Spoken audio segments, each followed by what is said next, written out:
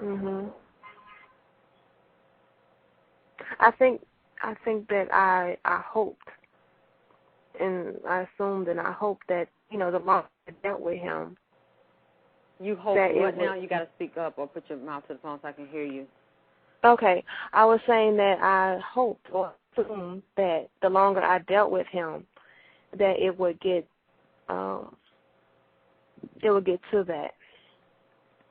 Okay, and I want to know,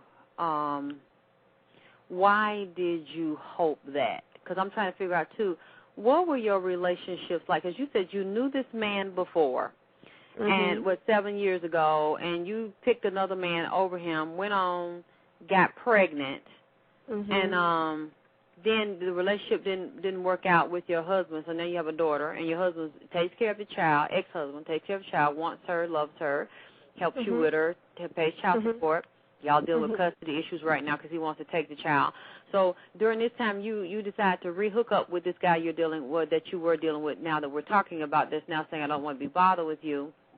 And I'm wondering, okay, when you're hoping right now that after he told you he didn't want to while you were dealing with him, he told you, we just fuck buddies, we just friends, but he was calling you every day, you were seeing him almost every day, you hanging at his house, y'all fucking every day, and then he started acting funny. He started, on the days he was off, he was usually calling you.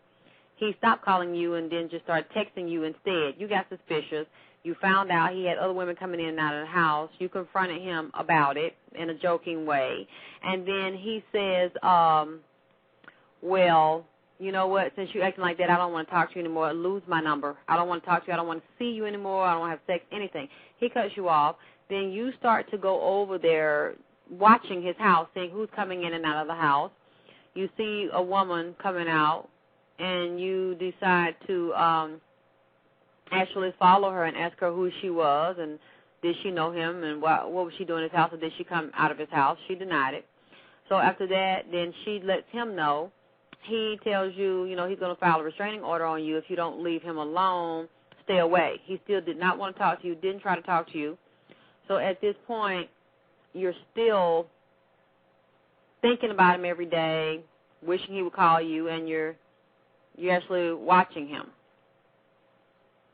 And what I'm trying to ask you is, before this, when you had this kind of relationship, what other kind of relationships did you have with men, and how did they treat you? How did the relationships end? Well, the one before him, which was almost a year prior, because that one devastated me so much to the point where I had left guys alone. I hadn't had sex in almost a year, and it was a guy that I was dealing with. We hung out, didn't do nothing more than just hang out, went out clubbing together, hanging out after work, having drinks after work together, having sex. And one night in particular, when he told me that, his cousin was having his birthday weekend, he was celebrating all weekend, and this is where we're going to be, I went to it. He was the only person I knew there. And by him being the only person I knew there, I was kind of, I guess, clingy, because I'm like, okay, I don't know none of these other people. You're not introducing me to nobody. I'm supposed to just sit here on a stool all night. So I guess I interrupted his plans for getting more numbers, because he's like, you're getting in my way, you need to go somewhere. I seen you talking to other guys, but I'm not going up to you. I'm like, well, I'm not getting their phone numbers. I'm just trying to talk to somebody, because you ain't talking to me. You're not introducing me to nobody, so what I'm supposed to do? So that night, just, he felt like embarrassed because, I'm clinging to him in front of his friends.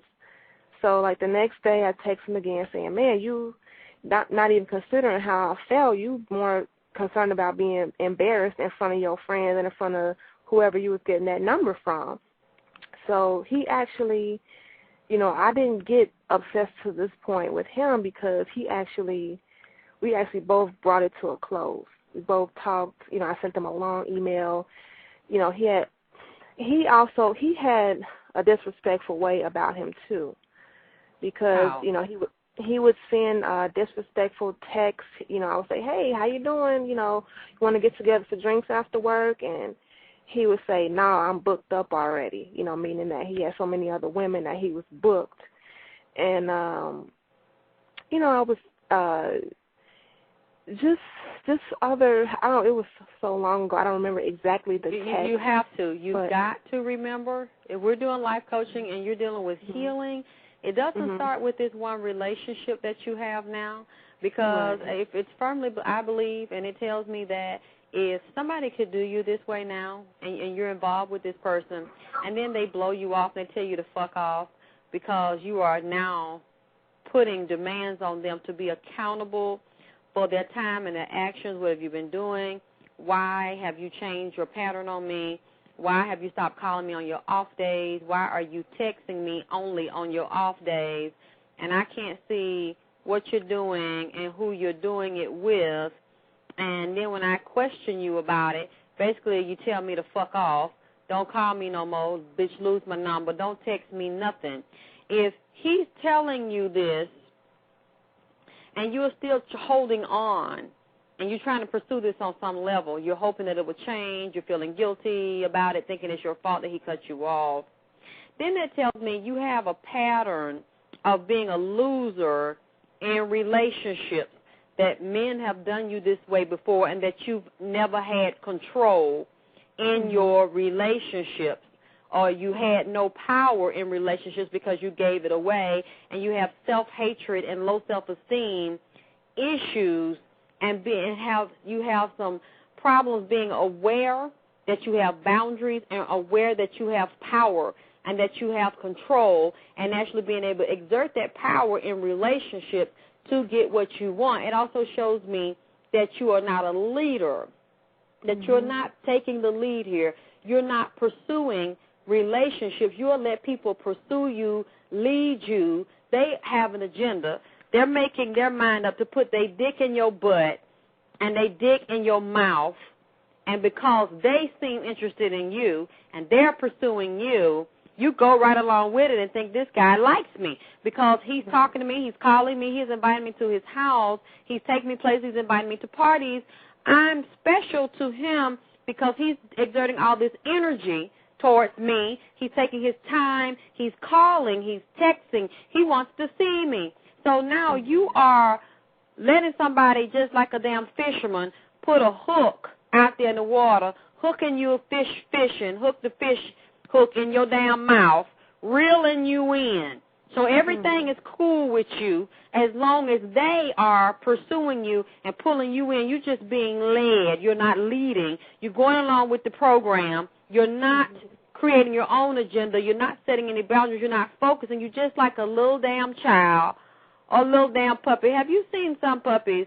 They are so happy when people come around and when they get attention. Everybody that comes around, they just jump on them and lick them, and they get so excited they start peeing on them. I know. Have you seen that kind of puppy?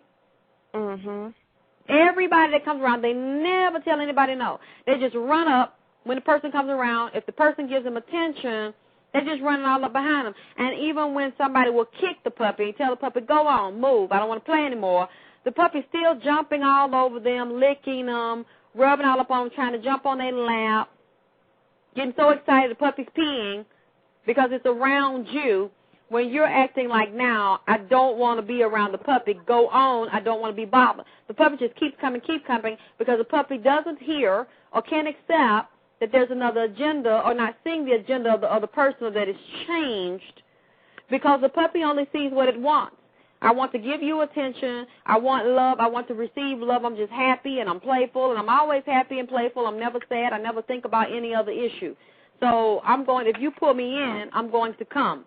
That's what I'm getting. So you can just if I'm wrong about anything, you can correct me, and you can tell me how you see it and where you feel, because it seems like this is a pattern. This guy here now that's ignoring you and that you're stalking, or that you're not directly stalking him, but you're kind of obsessed a little bit. You can't let this go in your mind. You still want to keep up with his activities indirectly or secretly. So that's what I'm asking you, what is your history with men? Or you just respond to anything that I just said based on what I'm seeing, because I could be wrong. No, you're right, because as you were talking, I thought of more details about the guy